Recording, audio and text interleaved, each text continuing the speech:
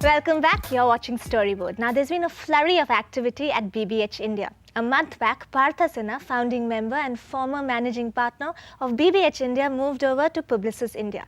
There's now a further change in the leadership structure at BBH.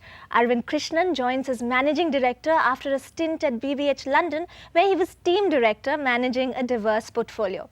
Arvind joined Subhash Kamath, CEO and managing partner, and Russell Barrett, CCO and managing partner in the new management structure. Storyboard editor Anant Rangaswamy met up with Subhash and Arvind on the roadmap ahead for BBH India.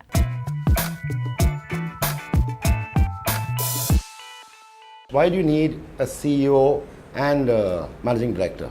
If we go away from the titles for a minute, Right. I think the way we are structured, not Right. just in India but anywhere else in any BBH office in the world, Right. there is a very clear role that is assigned for people in the management structure. Right. Yeah. So all offices, for example, would have somebody playing the role of a CEO, somebody playing the role of an MD or office MD as it's called. Different companies have different titles for Right. these roles. Yeah. I think the role is more important than the title. Sure. As we've grown, I think in the last 4 years we've grown quite a bit, and we have extremely ambitious plans going forward in the next 3 years as well. We are looking to look at newer areas of skills, capabilities through acquisitions, partnerships, collaborations, and so on and so forth. Now, what that means is that there needs to be somebody who's far more operationally hands-on the day-to-day level, and somebody who's focused more on the new initiatives, external facing, and so on and so forth. And that's one of the reasons why we decided to bring Arvind back from London. Arvind has been one of our first employees in BBH India. So culturally, he's as BBH as you can get. Right. His stint at BBH London was a very wonderful stint for him. We sent him there because he could get actually a great amount of global experience. And what he brings back to the table, therefore, is something which is more than just a certain number of years of experience. I think we have worked brilliantly together always in the past. Right from the beginning, he's been part of most of our pitches. Many of our clients, existing clients, know him well. So what it does with somebody like Arvind coming back is it frees me from being hands-on a day-to-day level to focus on the larger issue, the larger client relationships, where the business is heading. And then, I can then spend more quality time driving new initiatives and things like that, which otherwise would be a huge ask for any one person. Subhash, I've written about this before, the three-legged stool and the problems that you've had in India. So is that problem now ended, in the sense of after this setup? I'd like to think so. Right. I'd like to think so. And you're very right in what you said, that great partnerships are not easily forged when they don't grow organically. Right. People come from different cultures, different companies. It's a real challenge to expect them to strike a kind of partnership built on trust, and actually more than trust, we're all good souls here. I don't think trust is an issue, but to get alignment on the same vision, same aspirations has been a huge challenge, right? But because it's difficult doesn't mean it shouldn't be attempted. Right. You know what I mean? Sure. Because it's a difficult path, it's still the correct path. Right. Is what we believe. And if it's all new people, I can understand the challenge is much higher. But in this case, let me explain. Sanjay and him have been partners from the day we started BBH. They were Right. the first team that we recruited, Sure. and they worked brilliantly together. Just as Partha and I have worked together in our past companies and we came here together. Sanjay, Russell and him work brilliantly together. Right. Russell and I get along supremely well. So now these 4 people are close to 4 years in this company together.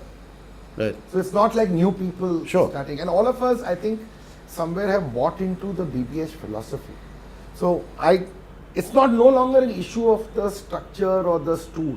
Right. I think it's about, do these 4 have the same alignment in terms of vision and values? Right. And somewhere I think we do. Now, how well we achieve that is up to us over the next few years to demonstrate. Right. Arvind, you're coming from a very different client culture. Forget about advertising culture. In the UK, clients view agencies and their vendor partners, whatever, very differently than from what you see here. Then you've got the other issue of the gap in let's say digital and print between what happens in the UK and here. So how do you see yourself contributing to? I think a lot of it is taken care of because I was handling Unilever. Right. Right. Unilever work pretty much the same way everywhere across the world. Right. And it's not just one market. The interesting thing about the job that I used to do is, one minute I'm talking to Western Europe, trying to do a digital campaign for them, trying to work with them on that. The next minute I'm on the phone with Central Africa, which is not even print. You're talking about painting, hand-painted things on stores. Right. It really teaches you the value of simplicity.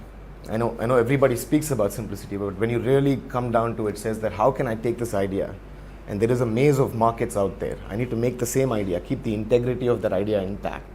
And there are a whole host of people that I need to sort of sell this idea into, make them buy into the idea itself. So it's been a really interesting job.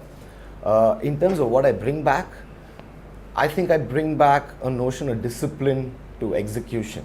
Right, saying that how do you now, you have these great ideas, we all have great ideas. How do you now make this idea deliver value to businesses? How do you make this idea actually come to life? Because I'm not interested in having ideas anymore. I'm interested in the realization of these ideas. I think it's about rolling them out in a disciplined manner. Of course, doing it brilliantly. That's why we're BBH. So 1 year from now, how will you look back and say you've done justice to the role you've got today? I think it's got to be evaluated as, there's only one target that we all have. It's the kind of impact that we have on the market. Right. If we have 3 campaigns that have created a dent in the market, which has moved the market, I'd have said it's been a success. Because no matter what we do in terms of ways of working, what we do internally, the kind of people that we bring in, the proof is in the kind of work that goes out there. So I don't think the benchmark ever changes. Right. It's just about making sure how high is our high, pushing that as much as we can. Right. And Subhash, on the same plane, except that now that you've got Arvind in here, how do your ambitions change in India? I think it's a moving target, firstly. It's not a one-time achievement that you only need to look at. I would answer that question. There are 3 questions we need to answer. Are the brands doing well because of the work you've done, which is what he was talking about, market moving work? Are your clients happy?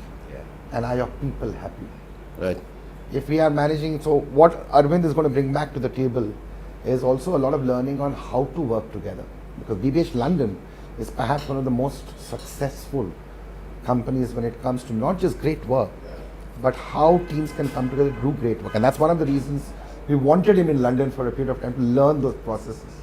So I'm quite confident that if Arvind, with Arvind coming back, how we work together to produce great work is going to improve tremendously. And 1 year from now, if we did that job well, it would result in not just great campaigns coming out, which work very well for the brands in the market, but we're going to have a much happier lot of people working towards a common goal. So I would look at it from, it's hard and soft objectives. Sure. How do our ambitions change? I don't think our ambitions are going to change drastically because at BBH it's always been about the work. Yeah. Our ambitions to do the kind of work that would make a BBH global showreel is still there.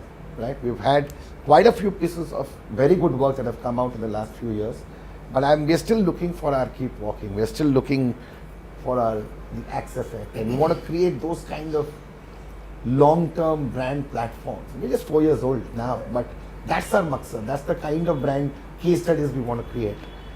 So that's going to be an ongoing thing. I mean, we're very proud of the Effies we won, the awards we won in just 4 years' time, because we know we are on the right track.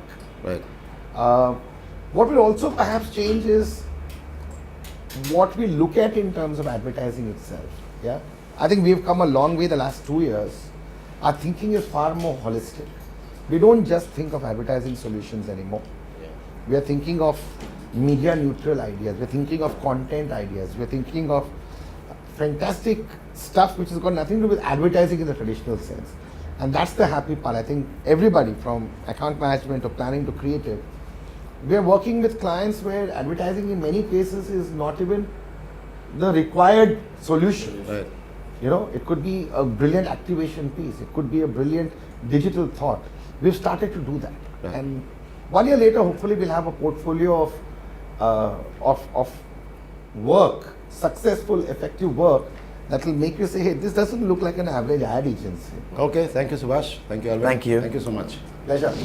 Time for a break, but after that on notice board, the British are pretty excited about the royal baby and it's showing in their advertising. That's after this break, so do come back.